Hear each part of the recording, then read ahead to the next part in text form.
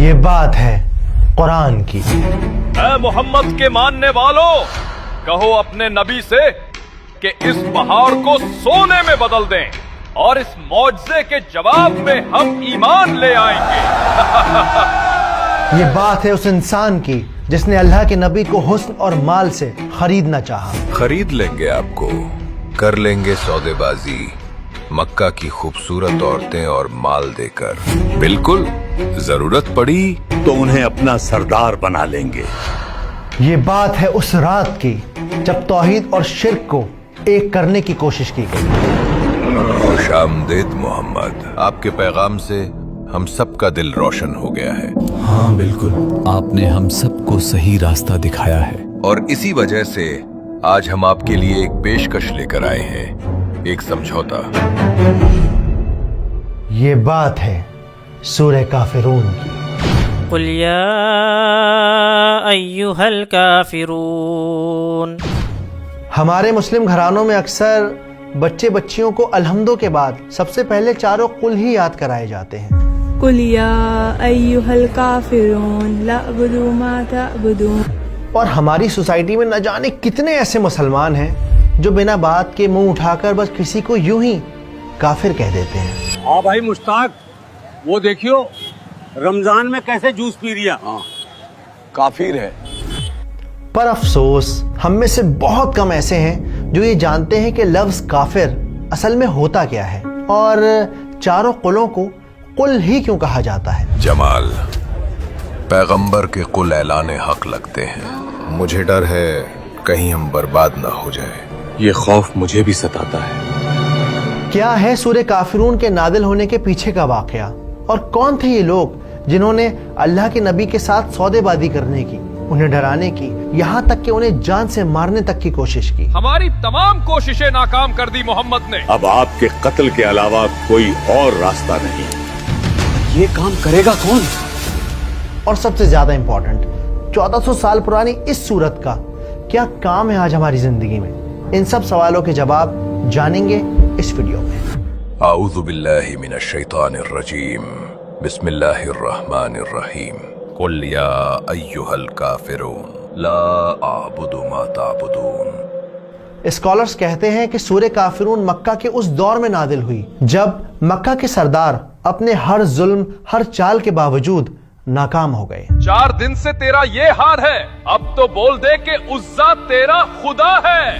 یہ قبیلوں کے سردار ایمان لائے ہوئے لوگوں پر ظلم کرتے، ان کے سینوں پر پتھر رکھتے، ان کے جسموں کو آگ سے دہکاتے، یہاں تک کہ ان کو اتنا پیٹتے کہ جسم سے گوشت الگ ہو جاتا۔ بتا، کیا تو اب بھی نبی پر یقین رکھتا ہے؟ بول مردود۔ بلاؤ اپنے اس اللہ کو۔ ہر کوشش، ہر ظلم کے باوجود بھی جب مسلمان اسلام کی راہ سے نہ ہٹے تو ان مکہ کے سرداروں نے اپنا رخ بدل لیا۔ انہوں نے فیصلہ کیا کہ وہ آپ صلی اللہ علیہ وآلہ وسلم کو خرید لیں گے۔ ہماری ہر چال بیکار ہو گئی، ہم نے انہیں شاعر کہا، دیوانہ کہا، سمجھ نہیں آتا اب کیا کریں۔ سب بیکار۔ عقل مندی اسی میں ہے کہ ہم انہیں حسن اور پیسوں کے دم پر خرید لیں۔ صحیح کہتے ہو اتبا، خرید لیں گے آپ کو مکہ کی خوبصورت عورتیں اور مال دے کر، بالکل ضرورت پڑی تو انہیں اپنا سردار بنا لیں گے۔ خرید لیں گے۔ لیکن مکہ کے سرداروں کی یہ کوشش بھی ناکام ہو گئی۔ جسے اللہ نے کوثر عطا کر دی ہو، پھر اسے کس چیز سے خریدا جا سکتا ہوگا؟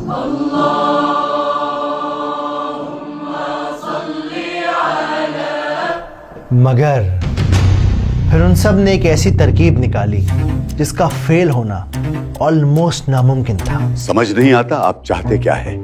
مجھے پہلے ہی ڈر تھا اس بات کا۔ ہماری ہر کوشش ناکام کر دی۔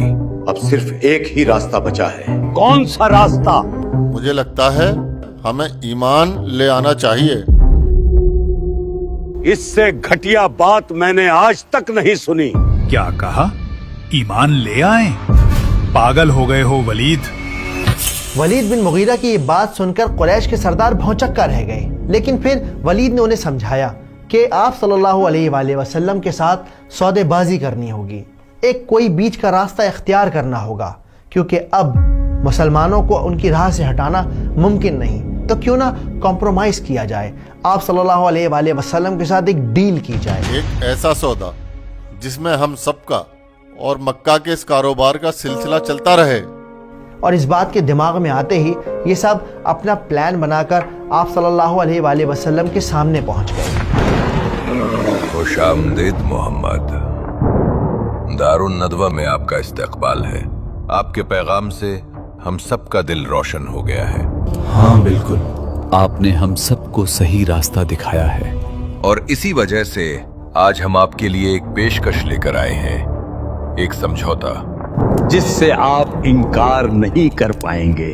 انکار آپ سنتے ہی حامی بھر دیں گے. ہم نے سوچا ہے کہ پورے 1 سال ہم آپ کے اللہ کی عبادت کریں گے, اور اس کے اگلے سال آپ ہمارے خداؤں کی عبادت کیجیے گا, اور یہ سلسلہ ایسے ہی چلتا رہے گا. کتنا خوبصورت خیال ہے. تو کیا کہتے ہیں آپ؟ ان سب کی بات سن کر آپ صلی اللہ علیہ وآلہ وسلم نے کوئی جواب نہ دیا. وہ وہاں سے خاموشی سے اٹھ کر چلے گئے. ان کی اس خاموشی نے مکہ کے سرداروں کو بے چین کر دیا. کب آئے گا نبی کا جواب؟ اب انتظار نہیں ہوتا. سمجھتا ہوں, لیکن انتظار کے علاوہ ہمارے پاس کوئی اور راستہ نہیں ہے. کچھ کتابوں میں یہ بھی مینشن ہے کہ انہوں نے الگ الگ وقت پر الگ الگ طرح کے آفر دیے, لیکن ہر بار آپ صلی اللہ علیہ وآلہ وسلم کا جواب صرف اور صرف خاموشی ہوتا.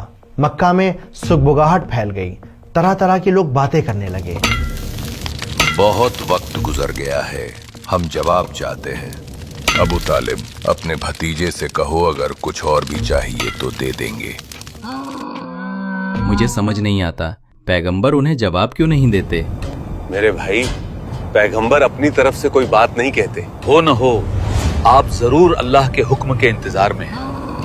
یعنی وہی کے انتظار میں؟ بالکل. اور پھر وہ جواب بھی آ گیا جس کا مکہ کے سرداروں کو انتظار تھا. تشریف لائیے محمد, ایک بار پھر سے آپ کا استقبال ہے, آپ ہی کے بنائے بزرگوں کے اس دارالندوہ میں. کافی انتظار کروایا آپ نے. اس معاملے میں ہمارے دیوتا بڑے مہربان ہیں. وہ اتنا نہیں تڑپاتے. اب چھوڑیے یہ باتیں. صحیح کہا. آپ تو یہ بتائیے کیا سوچا آپ نے؟ سوچنا کیا تھا, اللہ کے نبی نے انہیں وہ جواب دیا جس کا حکم اللہ نے انہیں دیا تھا. یہ جواب تھا سورہ کافرون. ابو طالب, ہنگامہ مچ گیا ہے. پیغمبر نے سرداروں کو کافر کہہ دیا ہے. کیا؟ اے پیغمبر صلی اللہ علیہ وآلہ وسلم, کہہ دو کہ اے کافرو, جن بتوں کو تم پوجتے ہو ان کو میں نہیں پوجتا, اور جس معبود کی میں عبادت کرتا ہوں اس کی تم عبادت نہیں کرتے. تمہارے لیے تمہارا رستہ, میرے لیے میرا رستہ. یہ جواب سن کر قبیلوں کے سردار آگ بگولا ہو گئے. انہوں نے اپنے دانت پیس لیے, مٹھیاں بھینچ لیں, وہ زور سے چلائے. یہ پیشکش ٹھکرا کر ذلیل کیا ہے آپ نے. دیکھتے ہیں آپ کب تک اس بات پر رہتے ہیں. اچھا نہیں کیا آپ نے, یہ جواب نہیں, تماچا ہے بزرگوں کے منہ پر. بے شک یہ سورہ ان سب کافروں کے منہ پر ایک زوردار تماچا تھی. ایک ایسا تماچا جس نے توحید اور شرک کے درمیان ایک ایسی لکیر کو کھینچ دیا جسے قیامت تک مٹایا نہیں جا سکتا. تو یہ تھا سورہ کافرون کے نازل ہونے کے پیچھے کا واقعہ. اس سورت کے نازل ہونے سے مکہ کے سرداروں کی آخری امید بھی ختم ہو گئی. وہ سمجھ گئے کہ آپ صلی اللہ علیہ وآلہ وسلم کسی بھی طرح سے اپنے راستے سے ہٹنے نہیں والے, اور اس کے بعد ان کا ظلم بڑھتا چلا گیا. بائیکاٹ کرنا ہوگا آپ کا اور آپ کے ماننے والوں کا. ابو عروہ, وہ سورت تو سناؤ جو نبی پر نازل ہوئی تھی. اعوذ باللہ من الشیطان الرجیم, بسم اللہ الرحمن الرحیم. قل یا ایہا الکافرون لا اعبد ما تعبدون ولا انتم عابدون ما اعبد ولا انا عابد ما عبدتم ولا انتم عابدون ما اعبد لکم دینکم ولی دین. تو چلیے اب اس صورت کو سمجھتے ہیں سینیمیٹک انداز میں آسان طریقے سے. تو پہلی آیت کیا ہے؟ قل یا ایھا الکافرون، کہ اے نبی آپ کہہ دیجئے ان کافروں سے. اب دیکھیے اس پوری آیت میں دو بہت امپورٹنٹ لفظ ہیں، پہلا یہ قل اور دوسرا یہ کافرون. تو یہاں سمجھنے والی بات یہ ہے کہ جو قل ہے یہ کمانڈنگ ورب ہے، یعنی کہ ایک حکم ہے. تو اگر اس آیت میں قل نہ ہوتا تو بات کچھ یوں ہوتی کہ اے کافروں، لیکن قل کے لگانے سے اب یہ بات صاف ہو گئی، جیسے اللہ آپ صلی اللہ علیہ وآلہ وسلم سے کہہ رہے ہوں کہ آپ تو رحمت العالمین ہیں، آپ کے نیچر میں اتنی سختی نہیں ہے، شاید آپ کے لیے یہ بات کہنا اتنا آسان نہیں ہوگا. تو آپ ان کافروں سے کہہ دیجئے کہ یہ اللہ نے کہا ہے کہ اے کافروں. تو سب سے پہلے یہ سمجھنا بے انتہا ضروری ہے کہ کافر اصل میں ہوتا کون ہے. کافر وہ ہے جس نے سچ کو دیکھا اور جھٹلا دیا. سورہ کافرون کے نازل ہونے سے پہلے سورہ ماعون، سورہ کوثر اور بھی بہت ساری صورتیں نازل ہوئیں، لیکن اس کے باوجود ان کافروں کے دلوں پر کوئی اثر نہیں ہوا. یہ اللہ کے نبی پر ظلم کرتے رہے، ایمان والوں پر ظلم کرتے رہے. بول بول بول بول دے کہ ہبل تیرا خدا ہے. میں نے کہا بول. اس لیے اس آیت میں کافرون کا لفظ استعمال کیا گیا ہے، ان خاص لوگوں کے لیے استعمال کیا گیا ہے جن کے نصیب میں 100% جہنم کو لکھ دیا گیا ہے ان کے اپنے دل کے کالے پن کی وجہ سے. تو کیا بات ہوئی؟ قل یا ایھا الکافرون، کہہ دیجئے ان کافروں سے. اب کیا کہہ دیجئے ان کافروں سے؟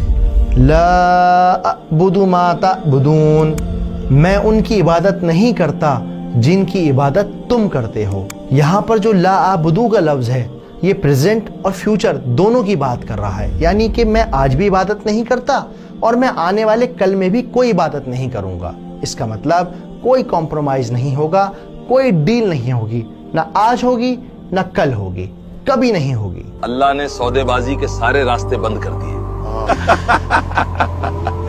لاجواب کر دیا نبی نے.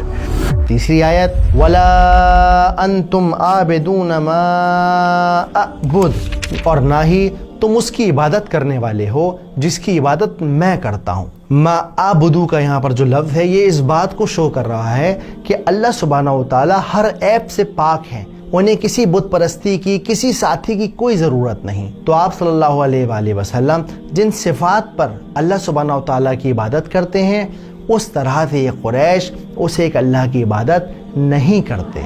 ہماری دعا کو اللہ تک پہنچا دے. ہبل کی شان سلامت رہے. اب دیکھیے بہت سارے لوگوں کے لیے نا یہ بڑا کنفیوزنگ ہو جاتا ہے کہ یار آپ صلی اللہ علیہ وآلہ وسلم تو بعد میں آئے، اسلام بھی وہی لے کر آئے، تو پھر یہ عبادت کیسے کرتے تھے؟ تو آپ یہاں پر یہ بات سمجھیے کہ یہ دین ابراہیمی ہے، یہ ابراہیم علیہ السلام کے ذریعے سکھایا ہوا دین ہے. ابراہیم علیہ السلام نے اسماعیل علیہ السلام کے ساتھ مل کر کعبہ کو بنایا اور لوگوں کو سکھایا کہ بھائی اس طرح سے طواف کرتے ہیں، ایک اللہ کی عبادت کرتے ہیں. اور گزرتے وقت کے ساتھ لوگوں نے اس عبادت کے اندر شرک کو شامل کر دیا. یہ بات تفہیم القرآن ابن کثیر میں بھی مینشن ہے کہ وہ ایک اللہ کے ہونے کو جھٹلاتے نہیں تھے، نکارتے نہیں تھے. وہ خدا کے منکر تو نہیں تھے، اللہ کو مانتے تھے، اللہ کو ایک ہی مانتے تھے. ان کا دعویٰ یہ تھا ہم بھی پوجتے ہیں اس کو جسے تم پوج رہے ہو، اس کی نفی کی جا رہی ہے. در حقیقت تم نے جو تصور اختیار کیا ہے ذات باری تعالیٰ کے بارے میں اس سے نفی ہو گئی ہے اس کی. تو یہ مکہ والے لوگ اور باقی قبیلوں کے لوگ کیا کرتے تھے؟ ان کی نظر میں تھی تو وہ اللہ کی عبادت، لیکن وہ شرک سے بھری ہوئی تھی، دین ابراہیمی سے بہت بہت بہت زیادہ دور تھی. ہماری دعا کو اللہ تک پہنچا دے. چوتھی آیت وَلَا أَنَا عَابِدٌ مَا عَبَدتُّمْ، اور میں کبھی ان بتوں کی عبادت نہیں کرنے والا جن بتوں کی عبادت تم کر چکے ہو. یہاں جو عابدتم کا لفظ ہے اس سے ہمیں پتہ چلتا ہے کہ یہ آیت پاسٹ ٹینس میں بات کر رہی ہے، گزرے ہوئے کل میں بات کر رہی ہے. یہاں دیکھیے سمجھنے کی بات یہ ہے کہ نبی پیدائشی نبی ہوتے ہیں، وہ کبھی شرک نہیں کرتے، وہ کبھی اللہ سبحانہ و تعالیٰ کے ساتھ کسی اور کو ایسوسیٹ نہیں کرتے، شریک نہیں کرتے. اسی لیے آپ نے سیرت کی کتابوں میں بھی پڑھا ہوگا اور آپ پڑھیں گے انشاءاللہ کہ اللہ کون ہے، وہ ایک خدا کون ہے، اس کو جاننے کے لیے آپ صلی اللہ علیہ وآلہ وسلم پہاڑوں میں چلے جایا کرتے تھے، غور و فکر کیا کرتے تھے. ان کا دل اندر سے گواہی دیتا تھا کہ یہ جو بھی ہو رہا ہے غلط ہو رہا ہے، اسی لیے انہوں نے کبھی کسی بت کی عبادت نہیں کری. تو یہاں پر کیا بات ہو رہی ہے اس آیت میں کہ اللہ تعالیٰ آپ صلی اللہ علیہ وآلہ وسلم سے کہہ رہے ہیں کہ آپ کہہ دیجئے، بتا دیجئے ان لوگوں کو کہ آپ نے کبھی کسی بت کی عبادت نہیں کری، کبھی آپ نے شرک نہیں کیا. تو اب جب کہ نبوت آ چکی ہے تو اب تو کوئی سوال ہی پیدا نہیں ہوتا کہ کسی بھی طرح کی ڈیل کی جائے یا کسی بھی طرح کا کمپرومائز کیا جائے، شرک کیا جائے.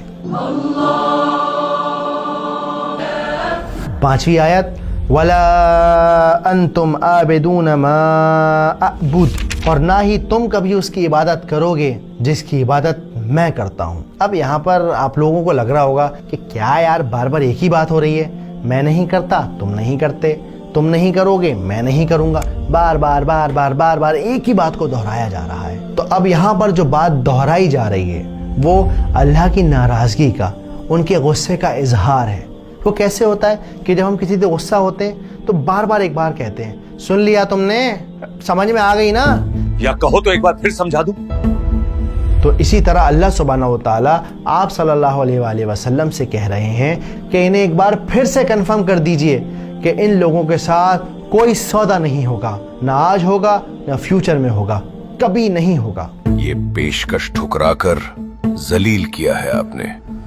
آیت نمبر 6 آخری آیت لکم دینکم ولی دین، تمہارا دین تمہارے لیے اور میرا دین میرے لیے. تو یہاں یہ لکم کا لفظ اس بات کو بتا رہا ہے کہ یہ صرف ان خاص لوگوں کے لیے کہا جا رہا ہے جو کبھی اپنا راستہ نہیں چھوڑیں گے، ہمیشہ کفر پر ہی رہیں گے. اور یہ جو دین کا لفظ ہے یہ بھی بڑا مزے کا لفظ ہے، اس کا مطلب صرف اور صرف مذہب نہیں ہوتا. امام راغب الاصفہانی اپنی کتاب مفردۃ القرآن میں مینشن کرتے ہیں کہ دین کے بہت سارے معنی ہیں. دین ایک طریقہ ہے، ایک رویہ، جزا اور سزا ہے، حکم اور اطاعت ہے، یہ ایک نظام ہے. البتہ دین کہتے ہیں نظام، تو جو دین ہے اس میں مذہب بھی شامل ہے. تو اس آیت میں کیا بات ہو رہی ہے کہ جو کفر تم کر رہے ہو اس کا حساب اللہ کے یہاں تمہیں مل جائے گا، اور جو میں کام کر رہا ہوں، جس دین پر میں چل رہا ہوں، اس کا حساب اللہ کے یہاں مجھے مل جائے گا. محمد نہیں سمجھیں گے کہ ہم لات اور عزا کی عبادت صرف اس لیے کرتے ہیں تاکہ یہ ہمیں اللہ کے قریب کر دیں. تو اب اس صورت کو جلدی سے فٹافٹ سمجھ لیتے ہیں کہ پوری صورت میں بات کیا ہوئی ہے. قل یا ایھا الکافرون، اے نبی کہہ دیجئے ان خاص چنے ہوئے قریش کے لوگوں سے جن کی پہچان کفر بن چکی ہے کہ آپ صلی اللہ علیہ وآلہ وسلم نے نہ آج ان کے بتوں کی عبادت کری ہے اور نہ ہی فیوچر میں کبھی ان کے کسی بت کی عبادت کریں گے، اور جس اللہ کی عبادت آپ کرتے ہیں اس ایک اللہ کی عبادت یہ نہیں کرتے، اور آپ نے کبھی زندگی میں شرک نہیں کیا. اور آج جب آپ پر نبوت کا ظہور ہو چکا ہے تب تو کوئی گنجائش ہی باقی نہیں کہ آپ شرک کریں. اور کنفرم کر دیجئے انہیں ایک بار پھر کہ اللہ جانتا ہے کتنی بھی کوشش کر لی جائے تب بھی یہ لوگ اس کی عبادت نہیں کریں گے جس کی عبادت آپ کرتے ہیں، اور آخرت میں آپ کو آپ کے اعمال کا نتیجہ ملے گا اور ان کو ان کے کفر کا نتیجہ ملے گا. دیکھنا صبور، آخرت میں ہمارے یہی معبود لگائیں گے ہماری سفارش اللہ سے. تو یہ تھی تو امید ہے آپ کے من میں جو کافر کو لے کے سوال تھا کہ کسی کو بھی کافر بولنا یا کافر کیوں بولا گیا، یہ صورت کب نازل ہوئی اور کیوں نازل ہوئی. تو امید ہے آپ کو جتنے بھی من میں سوال تھے وہ آپ کے کلیئر ہو گئے ہوں گے. امید ہے ویڈیو آپ کو پسند آئی ہوگی. اگر پسند آئی ہو تو ویڈیو کو آپ زیادہ سے زیادہ لائک اور شیئر کریں. پھر ملتا ہوں اگلے سورے میں کسی میں، تب تک کے لیے اپنا خیال رکھیں. اللہ حافظ، بائے بائے.